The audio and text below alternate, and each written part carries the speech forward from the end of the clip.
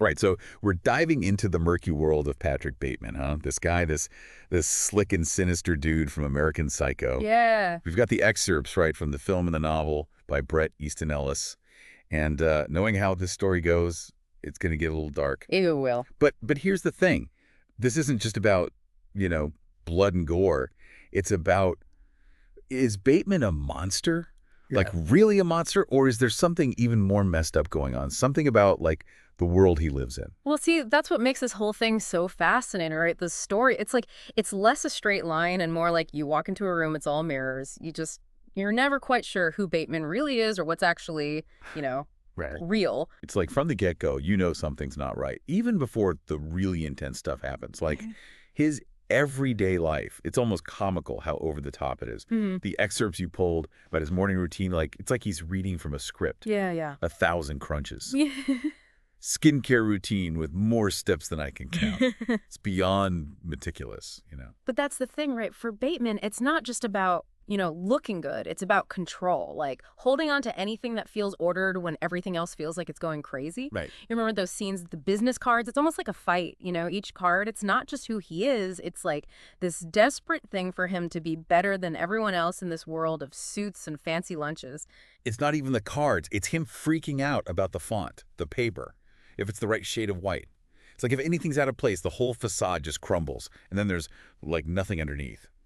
Speaking of which, we got to talk about those lines where he's the one saying he feels empty. Like there is no real me, he says in the book. Only an entity, something illusory.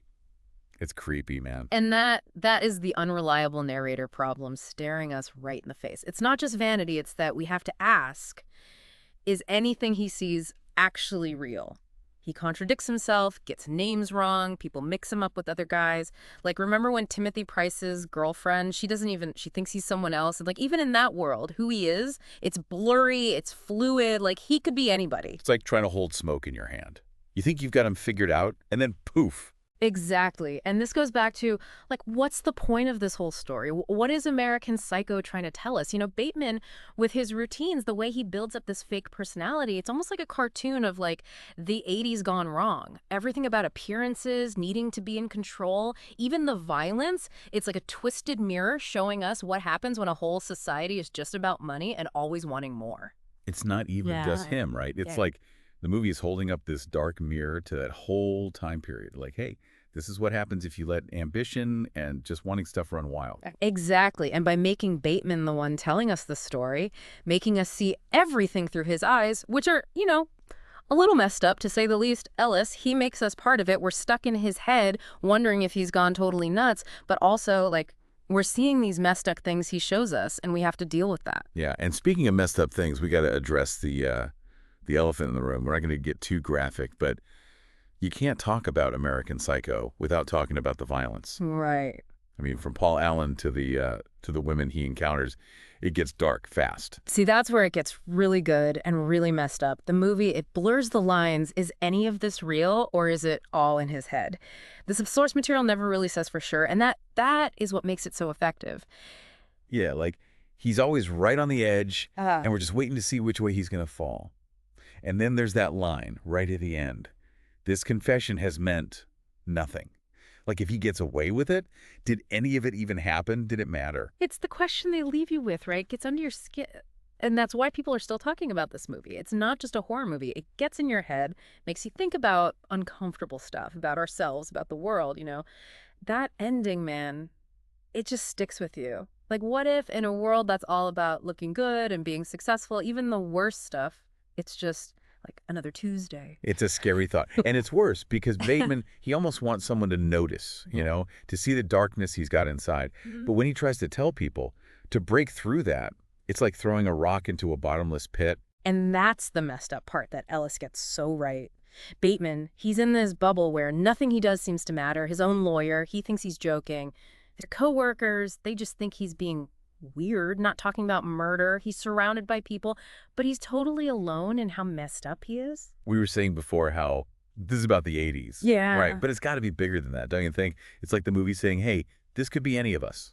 This disconnect where what you do doesn't matter. Totally. And that's why American Psycho is still messing people up today. It's not just some slasher flick. It's saying, look, this evil, this potential for it, it's in all of us, no matter how much money you got or how nice your suit is. And he knows it too. There's that line he says, there's this voice inside my head and it won't go away.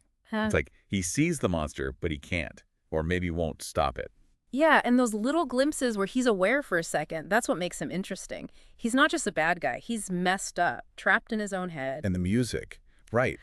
We can't forget that. He's obsessed with it. He's like this lifeline, right? He's holding on for dear life, trying to feel normal. But even that, it gets twisted up in his head. Absolutely. That scene where he's going on and on about a Huey Lewis song while he's, doing something awful, it's like jarring. It shows you how broken he is inside, that he can't actually feel anything real anymore. Like he's looking for meaning in the most ordinary stuff. But the darkness inside him, it just takes over everything. That's Bateman, man. Total tragedy. Everything around him is beautiful, expensive, but it means nothing. He's a prisoner in his own fancy world. We've talked about a lot, right? The violence, what it says about society, how it's telling the story. But there's also, like, the women in all this. They're not just victims, are they? They represent something about him and the whole world he lives in. Good point. The way Bateman deals with women, it's all about what he gets out of it. No real feelings, no empathy, nothing. They're like accessories to him, status symbols, just something else he collects and throws away. There's that line, I think it's from the book, there are no girls with good personalities. It's chilling, man. He can't even see them as people. And that, right there, that's Ellis showing us something really messed up about the whole culture. How women are treated like objects, not human beings. Bateman's messed up in the head, yeah, but it's like a symptom of a bigger sickness. Which makes him scarier, in a way. He's not just a monster under the bed, he's the dark side of who we are. He comes from this world, even if he's the most extreme version of it. And that's what makes American Psycho so powerful. It's not just about a killer, it's about us. The choices we make, what we value, what happens because of those things, to each of us and to all of us at once. It really stays with you, makes you think about that darkness. And not just the one inside Patrick Bateman, but the one in our own world. So like, we're picking through the pieces here. Bateman's world, right? Yeah. Blood, fancy suits, and way too much Huey Lewis. What are we supposed to take away from all this? The people watching the movie, the people listening to us right now, $1 million question, man. American Psycho. It doesn't give you a nice, neat ending tied with a bow. It's all about that uncomfortable feeling like maybe the monsters we're scared of, maybe they're more like us than we want to admit. And then what makes them monsters, it might be coming from the same stuff that made us. The movie, it's not subtle, right? It's showing us what happens when people just want more, more, more.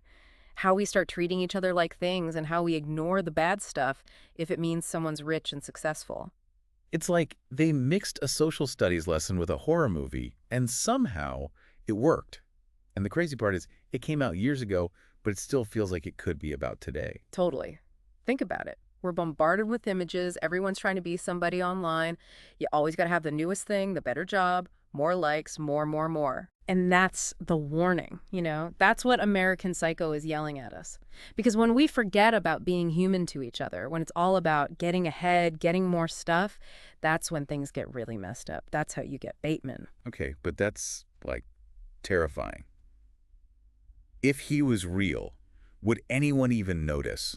In a world where everyone's so busy looking at themselves, would they even see him? Maybe that's the scariest part of all this. What American Psycho is saying is if we don't pay attention, the worst stuff, the most awful things, it'll just become normal, like background noise, and we'll be too busy looking at our phones to even care. So to everyone listening, next time you're scrolling through, whatever, and it all feels fake, or you're chasing something that doesn't even feel good anymore, remember this guy, Bateman. Remember that perfect life he built? How desperate he was to be in control, and all that darkness underneath. Because this story, it's not just about a monster.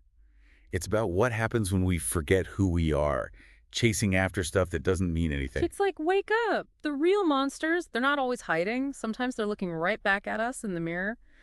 And that, my friends, is the really messed up part about American Psycho. That's it for this deep dive into American Psycho.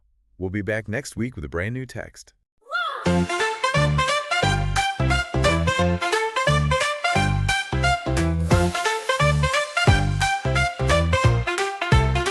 Like and subscribe, don't be shy. AI absurdity's the reason.